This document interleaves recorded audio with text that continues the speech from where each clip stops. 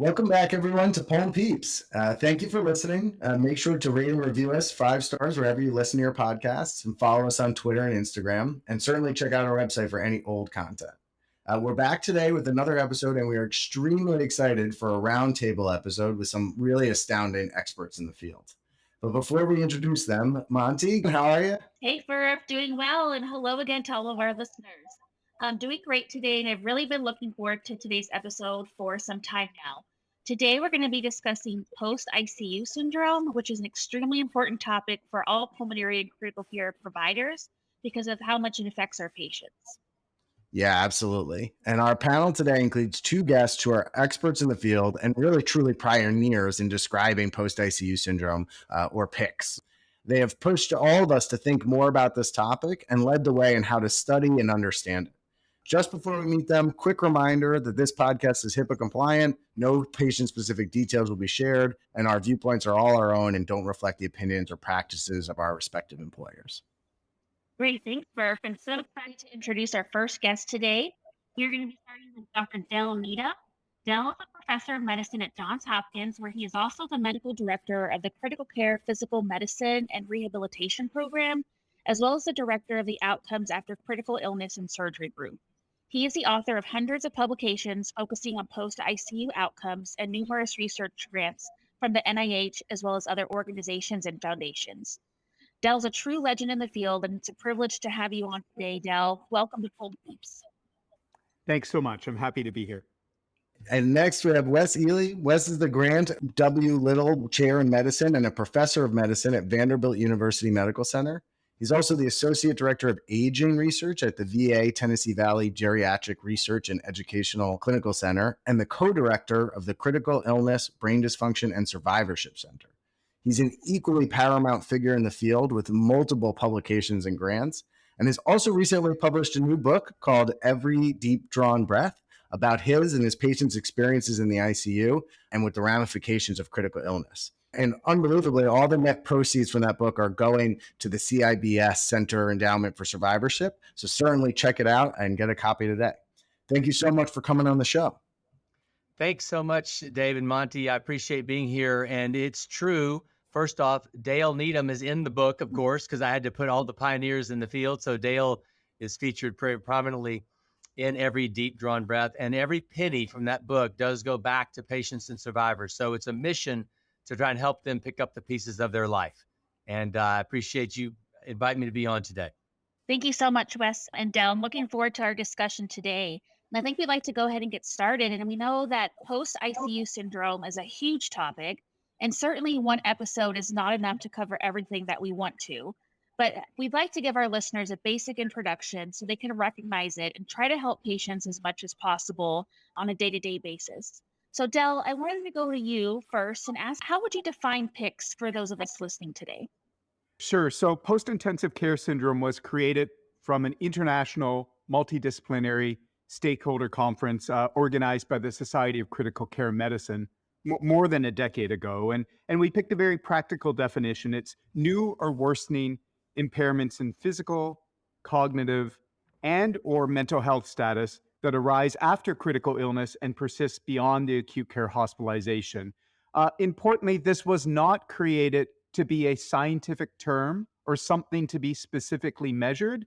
We created this because so many ICU survivors were leaving the hospital, and their families, ICU clinicians, and primary care clinicians had no idea that all of the problems they were facing with physical, cognitive, mental health issues were related to their ICU stays. So we really created it to raise awareness and then to prompt for outpatient screening and to prompt for research into specific aspects of post-intensive care syndrome. Thank you so much, Del. And I can't believe it's only, been less than 10 years since the definition has been widely used. But you mentioned some screening that can be done in the outpatient setting. And Del, do you use any specific tools to assess patients' cognitive, psychiatric, or physical functioning after critical illness that learners may want to be more aware of? Sure. So first of all, creating the term PICS then really helped people think about what should we actually be doing, whether it's a primary care practice or a post-ICU follow-up clinic. So there are some recommendations. So for example, the Society of Critical Care Medicine, many years after PICS was defined, did have an international meeting that specifically talked about what screening instruments could be considered. And I'm happy to give you the citation information to share with all the readers for that. And importantly, a lot of that sort of decision making was based on a large NIH national infrastructure grant that we had to try to figure out how we should measure this for research purposes. And then that helped morph into what we should do for clinical reasons. So there are specific instruments, but I think we need to also recognize what's actually going to be feasible, particularly in the clinical practice setting. In a research setting, we do want everybody to be measuring things whenever possible in the same way. And that's why we created, with NIH funding, this core outcome measurement set. I'm happy to go into the details of that, but I think that, for example, some of the instruments in the core outcome set are instruments that need to be licensed, and that may or may not be feasible in a clinical practice setting. It may or may not be feasible to build into your electronic medical record system because of licensing issues. So I think it's really important to recognize what kind of things are part of post-intensive care syndrome, like anxiety, depression, post-traumatic stress disorder, cognitive impairment, muscle weakness, physical impairments, and think about those things rather than sort of fixating on, I have to use a specific instrument and only that instrument, particularly for clinical. For research, we do want people to fixate on specific instruments. Wow, that's like I really love that point, Dale. And it's so, in some ways, refreshing. I feel like so many times we define things in medicine, it's based on studying it and the research context, and then the clinical considerations come later. It's really cool that this syndrome was sort of defined by outcomes that you were seeing with patients, a clinical entity that we knew we had to address, and then the research tools have been, developed later. So sort of just thinking about those big domains. I really like that. Yeah, for sure. And I think, Del, you bring up a good point, exactly what's feasible, and that may differ for every clinician at different institutions. But we'll make sure to put some of the citations that you mentioned just to have for those listening when we release the episode so they can see what is available. And I think so far we've covered, what exactly PICS is. I know it's a very broad definition. So you want to make sure to identify any patients who may be suffering from PICS. And Wes, I wanted to ask you, does PICS apply to any patient who's in the ICU for any reason? Or are there any other exclusions we should be thinking about? Sure. Just a few points, by the way. A lot of our studies of post-intensive care syndrome, or PICS, I call them clinicians studies. And to kind of build on what Dale was saying earlier, clinician studies to me are those that apply directly to people at the bedside, and you can use them tomorrow to do a better job of both managing your patients to help prevent PICS, but also to identify this syndrome, which is very, very disabling for people.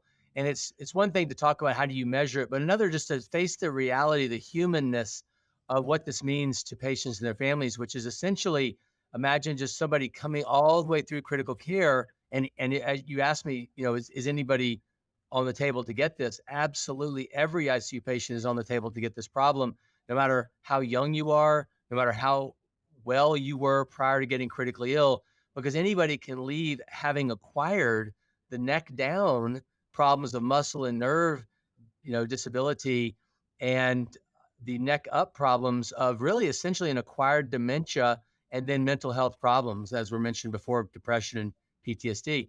And this constellation of things causes people to not be able to go back to their job, back to their previous role in their family of being a matriarch and patriarch of their family. And it makes them embarrassed at parties when they miss people's names, when they can't recall what happened to them in the ICU, and people ask them questions and they can't explain it. So it's a very personal set of injuries that occur to people, and it's not what they got in the ICU for. So as an ICU doctor, I think, well, the patient came with a cholecystectomy, ATN, cirrhosis, but they leave with this whole new set of problems. And that's really where we want to focus our attention today to help our listeners understand. Thank you so much for that overview. That's really helpful to consider our patients. And I do think that I think a lot of people are unaware of these problems, or certainly have been in the past. And some of the awareness is increasing, with COVID-19. But we know it's been a long, important issue even before that. Was it like that you said that anybody's at risk for this who's coming into the ICU, even a young patient? but I'm curious if you have an idea of like the exact scope. Is there an estimate of how many people struggle with this? Does everybody struggle with some amount of it? I know it's a tough question, but curious about the impact it has in our real life practice for our patients.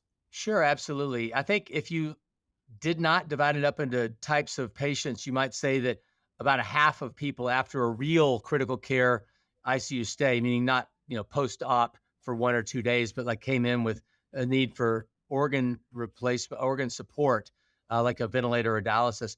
Anybody with a real serious ICU stay has about a 50% chance of leaving with some form of new injury.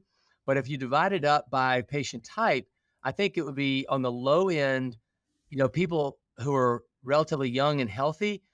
1 in 4, maybe 1 in 5 would end up with some form of months later ongoing disability that would factor into being called post-intensive care syndrome. On the low end. On the high end, take your elderly patients who have comorbidities and they're in the ICU for 5 to 10 days, but they're maybe 70, 80 years old and already had some pre-existing illnesses.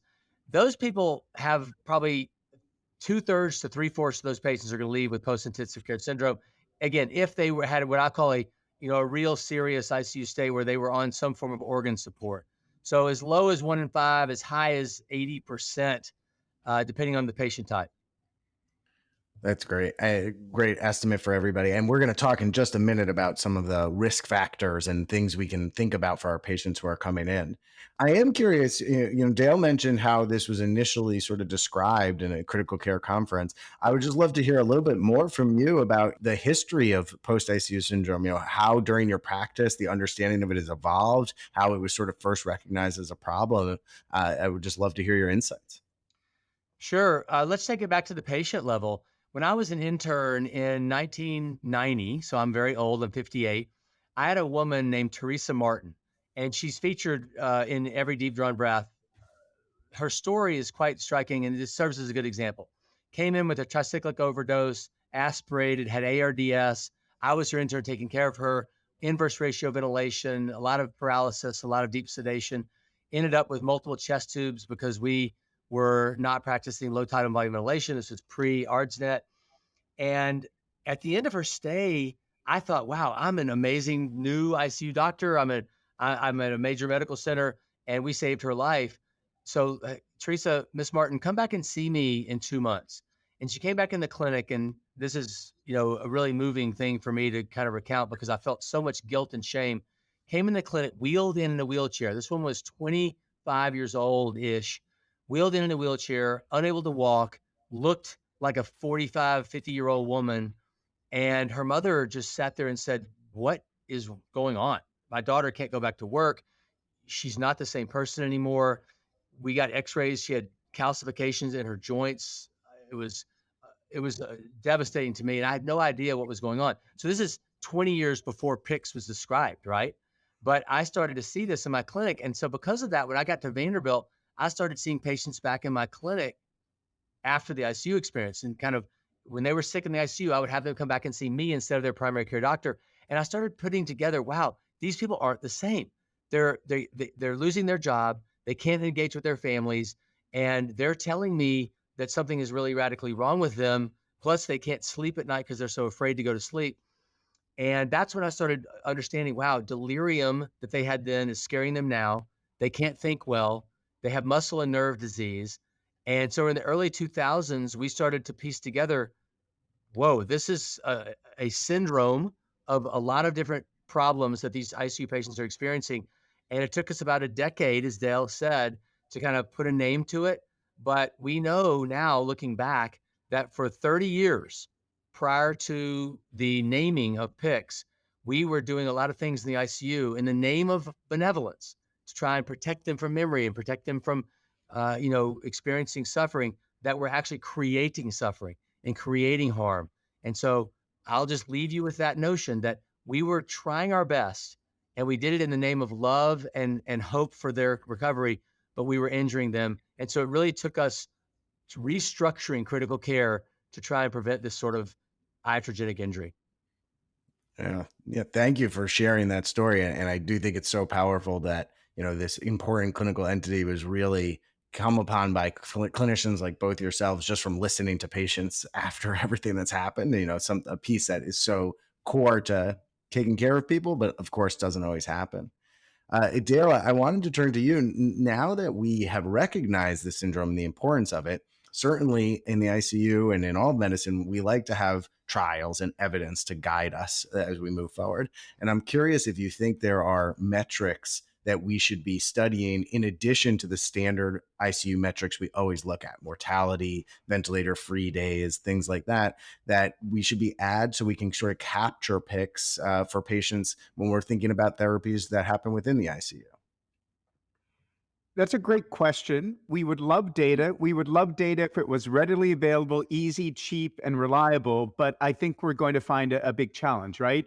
As people say, it's easy to count dead bodies, but it's much harder to count what patients' function is like. It's going to get at more complex questions, and we're going to need to be able to access patients after they've left the hospital. And I think few health systems are prepared to routinely contact every single ICU survivor and do sort of a battery of surveys with them. You can't just say, stop by and give us a vial of blood. It's not going to be that simple. So I think metrics really will be kind of tough to have on a large scale basis, like we do when it comes to ICU and hospital length of stay and mortality, because these are more complex phenomenon.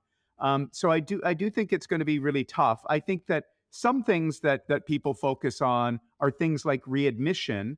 And that is a sliver of post-intensive care syndrome, in that sometimes the readmissions might be avoidable, and sometimes they're because of ICU-acquired issues, but I think that isn't going to tell the story. There's going to be lots of people who never get readmitted but go home with severe muscle weakness or post-traumatic stress disorder or cognitive impairment. So I think it's going to be tough, and I'm not sure that we've got all the answers on how we need to do that. But I do think that for hospitals that have ICU follow-up clinics, I do think that having standardized evaluations and developing metrics and looking at scores will be important. But there's going to be a large swath of patients. We know this from the existing studies that are often so overwhelmed that they can't even access the post-ICU follow-up services just because they're struggling with so many other things at the same time. So there is a selection bias for who actually gets into an ICU follow-up clinic as well. Well, that's a really important consideration, the selection bias of who can even actually make it there and has those type of access and services.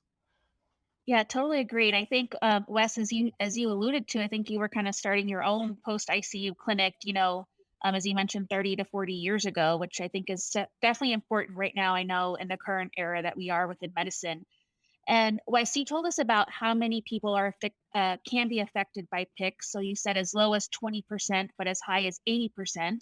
And if there's anything that we're learning about ICU medicine these days, it seems that precision and patient-specific considerations are so important. And I wanted to ask you, Wes, are there any patients that you think are at higher risk for PICS coming into an ICU? And if so, are there standardized ways to identify them?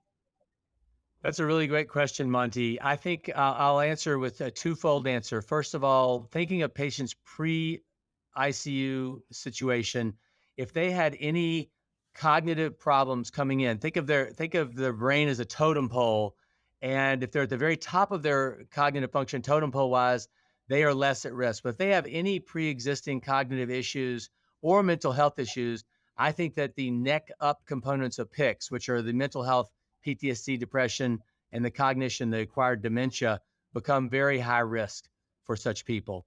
That is something that they bring into the ICU, is that added risk, which hopefully makes kind of my shackles go up about, I need to be super cautious with this person about making sure they don't get over sedated, make sure they get mobilization as early as possible, because we do know that delirium duration is a predictor of these problems. We showed in our 2013 brain ICU study that cognitive impairment on the order of dementia, looking like a Alzheimer's disease or TBI, is very real after the ICU, and that delirium duration is one of the best predictors. And Dale and Bill Schweikert are two investigators who have helped us the most to realize that one of the best things that we can do is get people mobilized early. So if we think of a high-risk person, we want to get them out of the bed less sedation and moving as quickly as possible. And then the last thing, of course, is if there's somebody high risk, we want to get their family to reorient them all the time, because family helps reduce delirium as well in some early studies done in Brazil. But the second thing I want to say is that anybody, who do I send to my post-ICU clinic? And it's run by Carla Seaven here and Jim Jackson at Vanderbilt. They have a wonderful post-ICU clinic. I want to give them credit where credit's due. They've really built this thing beautifully. Anybody in the ICU who has more than 1 day of delirium, or who is on a ventilator or in shock. Those are my big three things. If you're in shock, on a vent, or you have more than 1 day of delirium, you automatically, boom, right off the bat, you're high risk for post-intensive care syndrome. So I try to make sure all those patients are candidates, and we offer them a visit in the post-ICU clinic, or more than one visit, depending on what's right for them. Thanks so much, Wes. So I think from that, I took definitely the delirium duration, shock, and being on the ventilator as potential risk factors for certain patients. And Del, I wanted to see if you had anything to add from your perspective. Once a patient's in the ICU, are there other parts of their ICU course that you think make PICS more or less likely? Yeah, absolutely.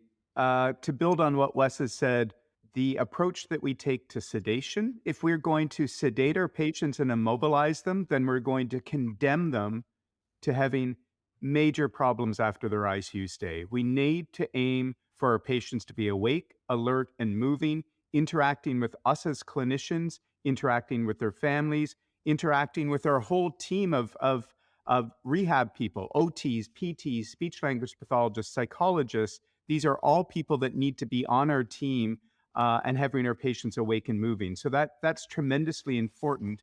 I also want to give a tip that I think many people overlook. We as ICU doctors always think that the oldest, the frailest, the sickest patients are going to have the worst outcomes, but there is just a tremendous amount of information saying that once you're sick enough to get into the ICU, your severity of illness beyond that is not associated with mental health problems after the ICU. So it doesn't matter whether your Apache score is 20 or 20, your Apache 2 score is 20 or 29. Doesn't matter if you've got ARDS or not ARDS.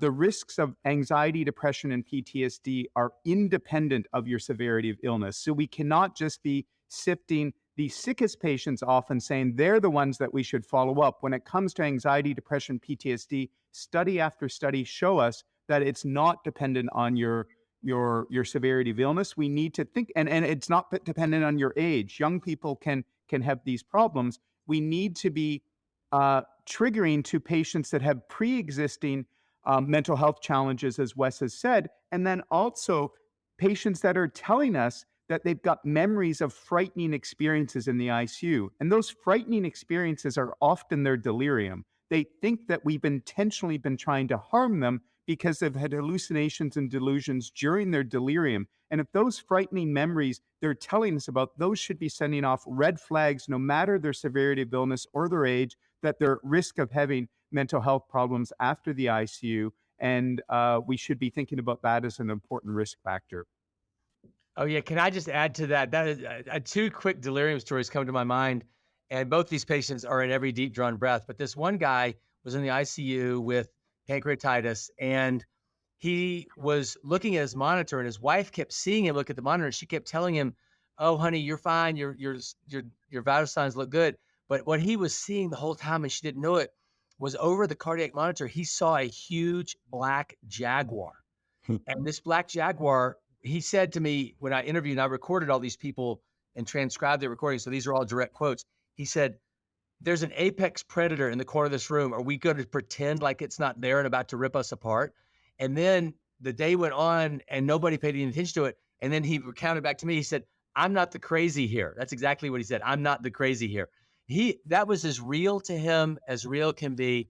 Another patient of mine who had sepsis in the ICU was asked every night, while the nurse did not know this. So think of yourself in the ICU with your patient, and they're thinking this is happening. Asked every night to play a game show where three people are in front of him. They have burlap sacks on their heads, and he's asked to shoot one of the three people, and he switches the person every night because each time he did it, they pulled the burlap bag off the person he killed, and it was his daughter.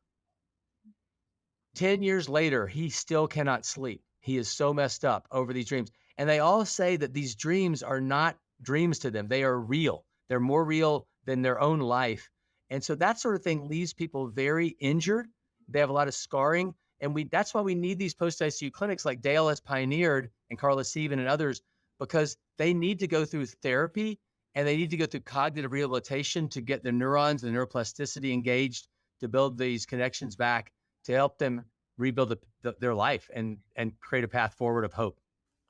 And importantly, this needs to start in the ICU. If we're not having our patients sedated, then they will recognize that we're not there harming them because they're not delirious, they're not sedated, they're alert and interactive with us, and their families can reassure them. Nurses can reassure them. Doctors, we have a rehabilitation psychologist who exclusively works in our ICU and focuses on these issues and helps patients through that journey when they're awake and can help reorient them or help early on, help them with some of these frightening memories if they were delirious earlier and make sense of it. So these are really important things that we need to be thinking about every day in the ICU and starting early.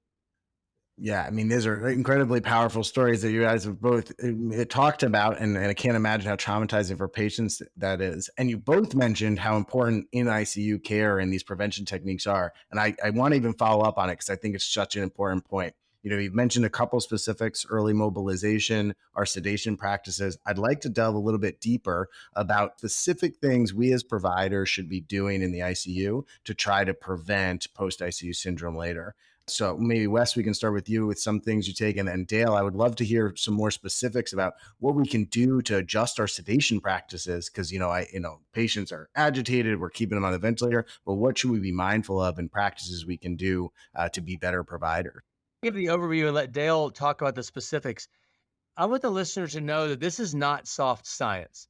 This is hardcore, well described, robust methodology, whereby around 2001, 2002, since that time, we've got 35 to 40 New England Journal, JAMA, and Lancet papers describing the better way to do things than the old way. If the old way was deeply sedate and immobilized, the new way is cut those drugs off every day with a spontaneous awakening trial, step A. Step B, do a spontaneous breathing trial, then try and get that person off the ventilator. The ABC DEF bundle came from these 35 to 40 New England Journal, Lancet, JAMA papers. And that A2F bundle, I abbreviated A2F, letter A, number 2, letter F. The A2F bundle is the way that the Society of Critical Care Medicine says to safely approach patient care. Why? Because we have this foundation of these RCTs, and then on top of that, we have cohort studies with over 30,000 patients in whom we have shown that the more you comply with this bundle, and we have data to show going from 10 to 20 to 50 to 80% compliance, the higher you go up that compliance, you have a dose response whereby you have a reduction in death, reduction in length of stay, less ICU bounce backs, less nursing home transfers, less delirium and coma. So all of these things should be in our minds as we're running an ICU. How do I safely run an ICU on a global scale, but also on an individual patient level? The better I do this, the more recovery my patient's going to have and the better chances they will have to live and to live well with less long-term disability. So I'd love it if Dale could perhaps build on that. Sure. And what are the guidelines? How do we do this? The Society of Critical Care Medicine has the latest version of their clinical practice guidelines, the PADIS guidelines, PADIS, pain, agitation, delirium, immobility, and sleep. All 5 of those things are in the same clinical practice guideline. It's because the head bone is connected to the body bone. Every one of these things is interrelated, and that's why we need to think about them together as a bundle of care like the A2F bundle. So, can we avoid any infusion of a sedative during the entire ICU stay, even if patients have an endotracheal tube? We need to think about analgesia through multimodal approaches to pain management. But if we can manage pain, a large proportion of our patients are not going to need any infusion of any sedative. That's what daily care is like in our medical intensive care unit for many years now. Many, many patients don't need any infusion of a sedative medication despite having an endotracheal tube.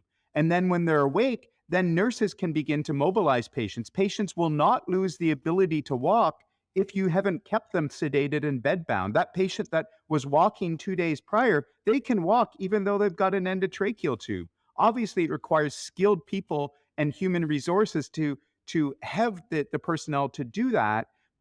But the patient doesn't magically lose the ability to walk because they came into the ICU. They lose the ability to walk because we sedate them and enforce them to have bed rest, and their muscles shrink around them. So it's really those approaches, and for example, the PICS guidelines that help us. And there's been lots more data since the PICS guidelines come out that provide further support for non-pharmacologic approaches to managing patients, preventing and treating patients' delirium in the ICU. Common sense things about how all of our family would want to care for us if we were in the ICU. They'd want to spend time with us. They'd want to reassure and comfort us. They'd want to continually reorient us. They'd want to make sure if we had glasses and hearing aids that we had those things. Those are the kind of things that are part of non-pharmacologic bundles. Can I add, this is right along the same lines, but during COVID, this all fell down. We were getting 60 to 80% compliance with the bundle. We have data from international surveys showing that. During COVID, we measured it at 10 to 20% compliance. People behind the glass, no PPE, the fear of the virus, and then the absence of family. Absence of family was anti-medicine. I hope I never see that again in the ICU. It was so cruel and unusual for us to do that to patients. I know why we did it, but let's not ever return to that. It is completely unhealing, and the family are part of the healing plan. They're not a luxury. Secondly, it is so critical that we realize that many, many new practitioners in our ICUs, nurses, interns, doctors, they trained during COVID and they don't know the pre-COVID things that we worked on for 10 years. So we've got to dig back out of what COVID wrought and rebuild this more humanistic way to take care of each other. And I like to say that my working definition of mercy is my willingness to dive in to the chaos of another person's life and provide lifting and healing. And what I did wrong as an intensivist for many years, and I carried a lot of shame about this, and I talk about it in every deep down breath, is that I was diving into their chaos by sedating them and immobilizing them, but I wasn't providing lifting and healing. So it was a false mercy. But I don't want to live that way anymore as a doctor. I want to be providing true mercy where I lift and heal people exactly the way that Dale was describing. And what he's saying is so beautiful. And I just hope that people can listen to Dale and follow his lead so that we can all do a much better job of acting as healers in the ICU. We really need to recognize that the use of sedation is harmful for patients. We need to come into the ICU every single day and say that these medications are harming our patients' brains, they're harming our patients' bodies. We need to use the lowest dose for the shortest duration possible because these are harmful. We need to recognize that the blood-brain barrier is not intact in most of our ICU patients, and these medications are affecting the brain in ways that aren't affecting the brain when you're having elective surgery done. And we're using higher doses for much longer periods. So we need to recognize that these are harmful and use the smallest amounts for the shortest period possible. And we're not doing our patients favors by giving them more and more sedation to address their agitation. That's putting fuel on the fire. It's not helping our patients get better. Yeah. I think it's such a nice point that both of you guys have made that, this is proven data and there's real things that we can do. And for some reason, I think that just gets lost so much in this discussion, and it's a lot easier for people to wrap their head around, side effects of contrast or antibiotics or something like that. But this is, so going to be so helpful for everyone. Let me add one more thing, Dale. I've never told you this before, but years ago, Pontoppidan, look up these papers, put them in for your listeners. Pontoppidan wrote a series of 3 articles on ARDS in the New England Journal of Medicine in the early 80s. And I got a chance to go meet Dr. Pontoppidan at MGH years later. And on the way back up, I reread them. I'd read them as a fellow. And they're beautiful papers on ARDS, but it reflects the earlier thinking of critical care where everything in Potopadon's 3-part series in New England Journal was about the lung. And when I saw him, I said, Dr. Potopadon, I reread your papers. And he goes, it's embarrassing. And I said, what do you mean? He had Parkinson's at the time. He's now passed away. And it was such an honor to meet him. But he said, we only thought it was a lung disease, and we didn't know it was a whole body disease. And I was like, wow, that's so important for us to understand, because this is an entire human being that we are caring for. And the bundle, the A2F bundle, the things that Dale is talking about with harming other people with sedation, that is what is going on. And if we can look at the entire person, and I have this little rule for myself, I make sure that I know people's hobbies, their favorite food, their pets' names, and their favorite music. And if I can know those 4 things about a human being, it's almost impossible for me to see them as a set of failing lungs or heart or kidneys, because I have to see them as an entire person. And that makes me want to talk to that person. And if I want to talk to them, I've got to wake them up, and I've got to be able to look them in the eyes, see them as a whole person, and then get them out of the bed. And then that's when the family gets more engaged. And this restructures my entire way of approaching my job, my vocation as an intensivist. So I hope that is a bit helpful to think through that. And really, post-intensive care syndrome was so important because we thought it was all about the lungs. And it's relatively rare that somebody is complaining about a lung problem months after their ICU stay. And this is why it's so confusing to patients, families, and pulmonologists and outpatient primary care people. They came in with a lung problem. They came out with weak muscles and anxiety, depression, and cognitive impairment. And there aren't easy tests. You can't send off a lab test and diagnose those things. How could they come in with a lung problem, come out with other problems? And the other unique role that we have, for example, as leaders within ICUs, as physicians, is we need to advocate that OT, PT, speech language pathology, and psychology are not options. They're not bells and whistles. These are essential to how we care for our patients. And we have an obligation and a role within the healthcare system to say, this is how we deliver critical care. These are standards of care that we need to insist are happening in our ICUs. And as medical directors of ICUs, we need to be advocating for this in order to provide the best possible care. Yeah, I think we should title this episode PICS, not all about the lungs, like barely about doctors, right? Yeah. That's a good one. That's good. No, that's been so great, Wes and Del, for you to talk about things. And Del, I've had the opportunity to work with you as a trainee, so I know how dedicated you are to try to do this on a day-to-day basis and really try to minimize sedation and get every specialty involved that we can. So I appreciate that. And Wes, I really like your 4 things that you want to know about a patient. It's really looking at someone holistic.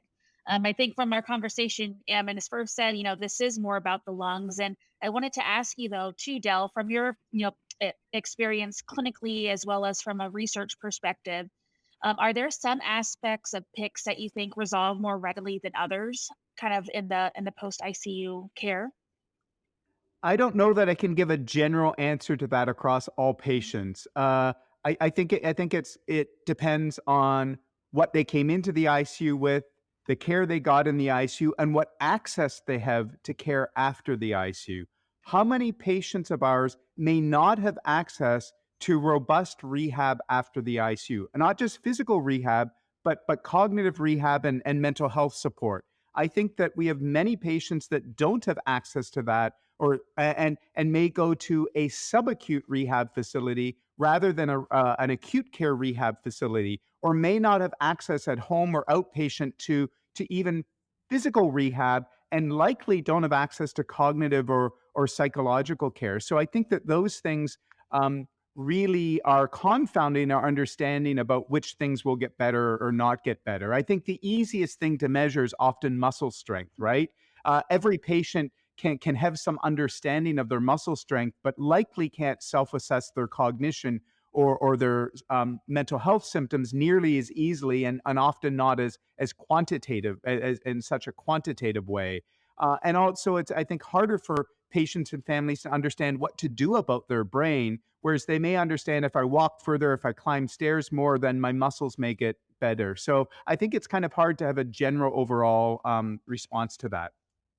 Thanks so much, Del. And I can totally understand, things can be different for different patients. And one more follow-up question: are there any specific interventions that you'd want listeners to be just aware of today that have been helpful for patients with PICS? I was going to give two things to recommend regarding the brain. So let's just focus on cognitive impairment. I love what Dale said earlier about the absence of a normal blood-brain barrier. These are patients who have an abnormal blood-brain barrier and they're getting injured. So we cannot get off this podcast without saying that benzodiazepines are uniformly the loser in randomized controlled trials to have any comparator. There have been over 30 randomized controlled trials of something opposed to a benzodiazepine, and the benzos lose every time. So we need to teach our current physicians, nurse teams, the whole ICU team, avoid benzodiazepines. Oh my gosh, they're so overused right now after COVID. It's crazy. Secondly, that would be a great start to help the brain not get so injured, I think, on the front end. But then on the back end, I want people to realize that the brain is beautifully neuroplastic. And we don't think that this actually times out. Months and years later, the brain can still be neuroplastic. And so thinking about Carol Billion, one of my patients, she said, Dr. Ely, do you want me to tell you what I did to rebuild my brain? Yes, Carol, what did you do? I put myself on brain exercises. And what I did was, this is her talking, I put myself on 30 minutes of Sudoku and 30 minutes of Scrabble every day. And then I moved it to computerized number and word games. And I did that for 12 weeks. And by the end of it, I was back. So 10 to 12 week programs of cognitive rehabilitation, just like you would rebuild your bicep if it had been in a cast for 6 weeks or 4 weeks. This works for people and different degrees of success, but why not try? Well, this has been, just an incredible last hour and so many good takeaway points for everyone else to remember. We really appreciate your time and your sharing and your insights. We do know that we did not cover so many important aspects, right? We didn't talk about nearly enough about delirium, which we'll have another episode on, effects of critical illness on family members and close relations of the patients. So much more that we're going to have to address. Let's do a part B. Yeah, part B and C, D, E, and to F, maybe. But to wrap up, we'd like to just sort of leave our learners with a final takeaway point from each of us. I'm going to take two. I love the bedside approach you mentioned early on, and the neck up, neck down. These are the things that really matter to patients. Let's think about their cognitive ability, their psychiatric function, their neurologic and muscle function from the neck down. And then the second, just the hammering home that point, there are randomized controlled trials. There's tons of data. There are guidelines out there, things that we should be following just as adherently as we think about sort of other guidelines and data. Monty, what about you? Thanks for, yeah, I think there's so many takeaway points from just this last, almost hour that we've been together. But I'd like to take one from Wes and one from Del. I think from Wes, I'm taking away, PICS can affect, as he said, on the lower range, up to 20% of patients, but on the higher range, up to 80% of patients. So that's definitely impactful, something that we should be considering. And the one takeaway point from Del was that, manifestations of PICS are not necessarily dependent on the severity of the acute illness that the patient experienced while hospitalized. So those are my two for today. Del, what about you? The head bone is connected to the body bone. We can't think about these things separately.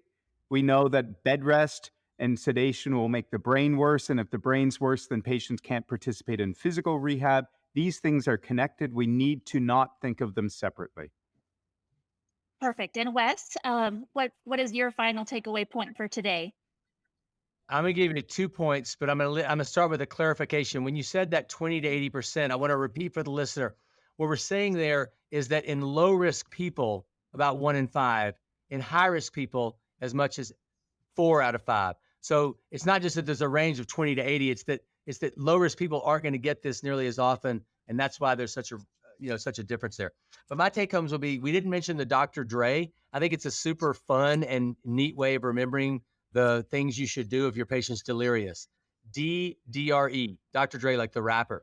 So diseases, drug removal, and environment. DDRE. If your patient is delirious, CAM positive or delirious on whatever scale you use, think about the diseases they have: sepsis, COPD, CHF, drugs that should be removed, and environmental things like eyeglasses, hearing aids, sleep wake cycles, immobilization, and having the family at the bedside. Those are some really important aspects. And the last thing I'm going to say is remember, we're talking about an entire human being, and that means mind, body, and spirit. This is a spiritual problem as well. Sometimes when we threaten people's ability to communicate, they can't then tell us what's deeply important to them on a spiritual level. And so delirium not only strips them of the likelihood of getting mobilized or communicating with their loved ones, but it strips them of talking sometimes about the most important things in their life. And that really, to me, is completely wrong for us to do. So I work hard to get people through their delirium so that I can listen to what matters to them. That's fantastic. Thank you so much for clarifying the point I mentioned, Wes, and for sharing that. And Wes and Dell, thank you so much. Again, you're both true pioneers in this field, and Dave and I are so appreciative of your time today. We do have another episode planned in the future about long COVID-19, and in that show we'll discuss, some overlap and differences between long COVID as well as PICS. So stay tuned for that. Farf, any final words today from you? No, just thank you again for joining us. Keep your, we'll be reaching out when we're going to be talking about delirium and other techniques to prevent this in the ICU. Everyone, just make sure to listen to our next episode. We appreciate you tuning in. And this episode was written, produced, and edited by myself and Christina Montemayor. And the music is original music by Eric Rogers. Thanks so much.